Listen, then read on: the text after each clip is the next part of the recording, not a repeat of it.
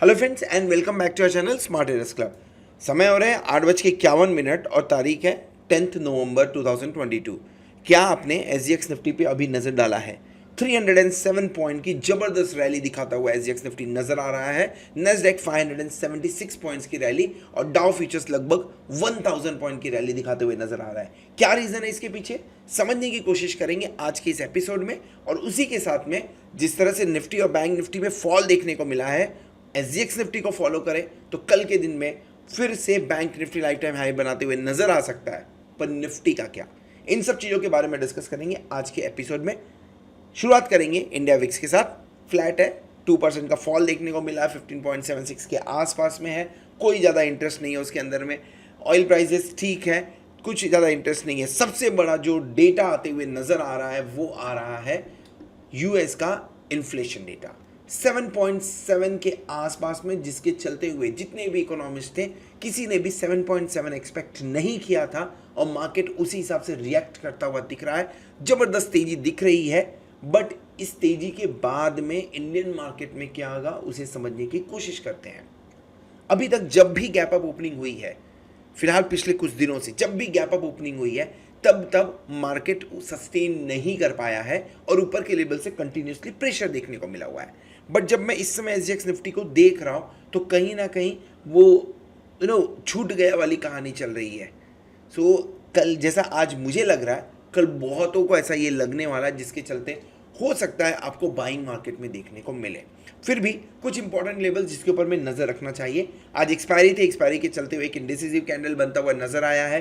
Closing उन levels के नीचे मिली हुई है जिनके नीचे एक्सपेक्टेड नहीं था, 18,028। और नॉर्मल कोई दिन होता है या शायद SGX निफ्टी पे नज़र नहीं होती तो बोलते हैं कि ये खराब क्लोजिंग है, शायद यहाँ से 100-150 पॉइंट और नीचे निफ्टी खसक सकता है। लेकिन अगर SGX निफ्टी 300 पॉइंट बढ़ रहा है तो हमारा 100-200 पॉइंट बढ़ना तो बनता है, जिसके चलते हुए आप ऊपर के लेवल्स पे एक अच्छी खासी ओपनिंग देख सकते हो। और वो लेवल्स कौन से हो सकते हैं?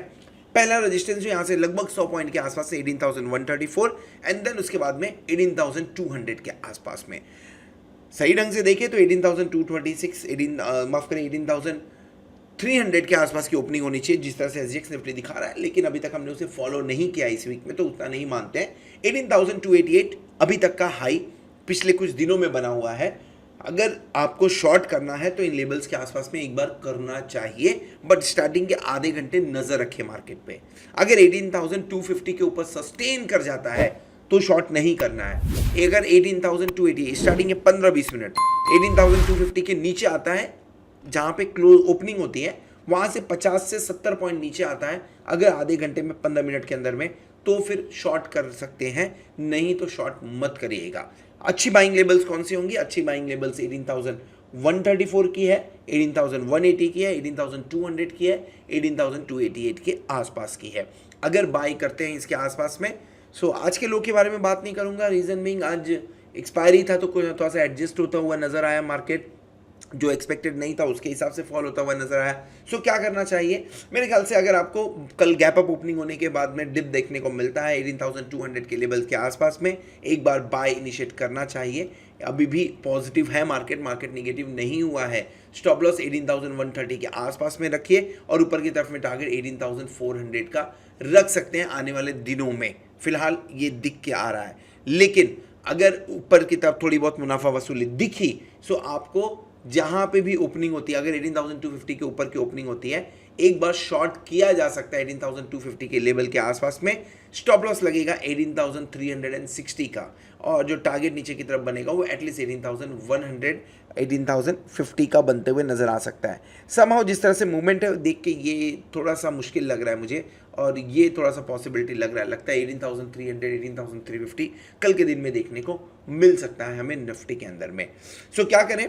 एक बार गैप अप ओपनिंग होने के बाद में वेट करिए, क्या वहाँ से मार्केट करेक्ट होता है, प्रॉफिट बुकिंग होती है, और अगर नहीं होती है तो फिर मार्केट सस्टेन करता है तो ऊपर जाने के चांसेस बनेंगे। रीज़न क्या है?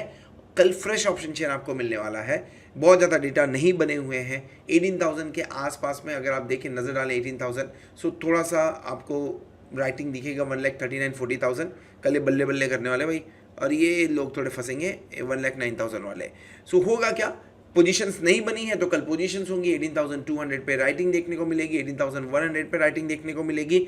अगर ये देखने को मिला लॉन्ग करिए, अगर ये देखने को नहीं मिलता 18,200 100 पे राइटिंग नहीं दिखती है, रुक जाइए, आपको 18,450 500 पे राइटिंग देखने को मिल जाएगी फिर।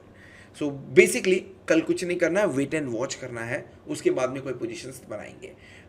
लेवल्स ऊपर की तरफ में आपको ऑलरेडी बता दिया, 18,360 18,288 जो आपको एक रेजिस्टेंस का काम कर सकते हैं, और नीचे की तरफ में 18,180 18,134 एक बार सपोर्ट का काम कर सकते हैं। अगर आप ये सोच रहे हैं मैं इतने ऊपर के लेवल्स क्यों बता रहा हूँ, तो SGX निफ्टी कुछ यही इंडिकेट करता हुआ नजर आ रहा है।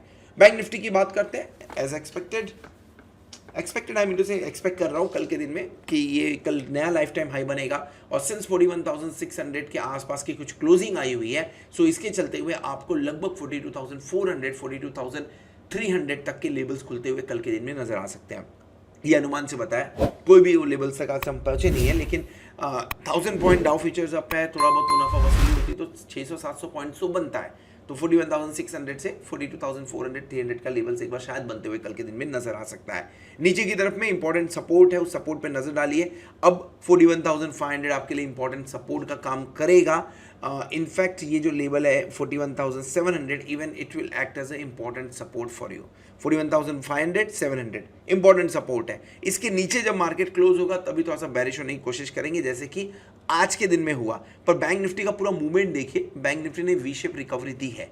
निफ्टी का अगर मूवमेंट देखेंगे तो निफ्टी ने ऐसा कुछ रिकवरी दी नहीं, कोशिश की, लेकिन हर कोशिश फेल हुई है। सो बैंक निफ्टी थोड़ा सा मजबूत नजर आ रहा था निफ्टी से आज के दिन में।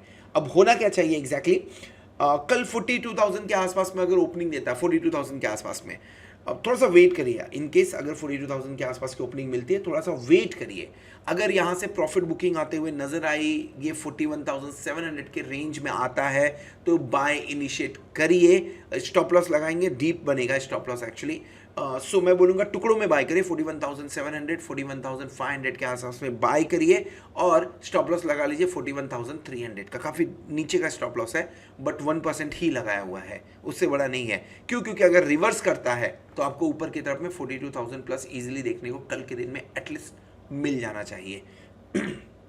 शॉर्ट करना है क्या? मैं बैंक निफ्टी फिलहाल नहीं बोलूँगा शॉर्ट करने के लिए, क्योंकि आज निफ्टी कमजोर था तो भी बैंक निफ्टी पॉजिटिव दिख रहा था। सो हो सकता है उसके चलते हुए एक बार आउट परफॉर्मेंस देखने को मिले बैंक निफ्टी से। सो उसमें ऐसा कुछ रिस्क लेने की कोशिश नहीं करेंगे। Bank Nifty somehow I was thinking like कि 18,500 शायद अभी भी थोड़ा सा प्रॉब्लमेटिक हो सकता है, तो 18,500 600 तक अगर रेंज में जाता है तो मैं 18,700 18,800 सेल करने की कोशिश करूँगा।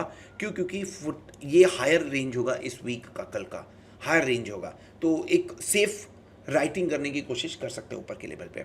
ऑप्शन चैन में बैंक निफ्टी में बहुत ज़्यादा कुछ बना नहीं है, और मैं अक्सर हमेशा एक बात बोलता हूं कि जब भी आपको ऑप्शन चेन में बहुत ज़्यादा डेटा बने हुए नज़र ना आए, तो जिस तरफ भी मार्केट भागता है डेटा बन जाता है, जिसके चलते हुए बड़ी छलांग मारते हुए मार्केट नज़र आ सकता है। तो कल के दिन में बड़ी छलांग के लिए तैयारी रखिए। आज अब मेरे पोजीशंस के बारे में बात कर लेते हैं। Loss somewhere close to 31,780 rupees. Loss इसलिए हुआ क्योंकि निफ्टी ने सपोर्ट नहीं किया, बैंक निफ्टी ने सपोर्ट किया। अगर निफ्टी 30 पॉइंट और ऊपर होता तो ये लॉस जीरो होता था, यानी ब्रेक इवन मेरा लगभग उस लेवल के आसपास में था। Any how this is business, तो प्लस माइनस होता रहता है। 31,780 रुपीज़ के आसपास का लॉस होते हुए नजर आया हुआ है। क्यों लॉस हुआ? क्योंकि मैंने 18,100 का पुट ऑप्शन सेल किया था, जिसके नीचे मार्केट ने क्लोजिंग दे दी। मेरा एक्सपेक्टेशन था कि शायद हम उसके नीचे नहीं जाए, जहाँ पे लगभग 21,400 का लॉस हुआ। अब 17,950 17,800 ये तो मैंने हेजिंग करने के लिए लिए थे, तो डेफिनेटली ये लॉस नहीं काउंट करूँगा। हेजिंग करने के लिए यूज़ किया गया था इसे। 18,000 पुट का जो मैंने राइटिंग की थी वहाँ पे 17,000 मिला, तो जिसके चलते हुए थोड़ा सा लॉस कम हुआ, नहीं तो 50 प्लस का होने के पूरे चांसेस बनते थे इसके। जो मेरा वीडियो हमेशा देखते हैं, इस वीक के अंदर में एक जगह पे 10,000 रुपीज़ का हमने प्रॉफिट बुक किया था। So for this week my total loss is around somewhere close to 21,780, जो कि पिछले 3 हफ्ते से कंटिन्यूसली 60,000 प्लस हम बना रहे थे, तो ठीक है, दैट इज़ ओके। होप आपने वीडियो पूरा देखा रहेगा। अगर पूरा वीडियो पूरा देखा सो वीडियो को ज़रूर लाइक करिएगा, दोस्तों के साथ में शेयर करिएगा। अगर कोई क्वेश्चन है आपका स्टॉक के बारे में या कोई क्वेश्चन है इंडेक्स के बारे में, तो डेफिनेटली कमेंट बॉक्स में मेंशन करिए, will try to answer that question also. Hope आपने चैनल को सब्सक्राइब कर लिया रहेगा, बेल आइकन प्रेस कर लिया रहेगा, और साथ में आपने हमारा टेलीग्राम चैनल भी ज्वाइन किया रहेगा। Thank you very much, good night.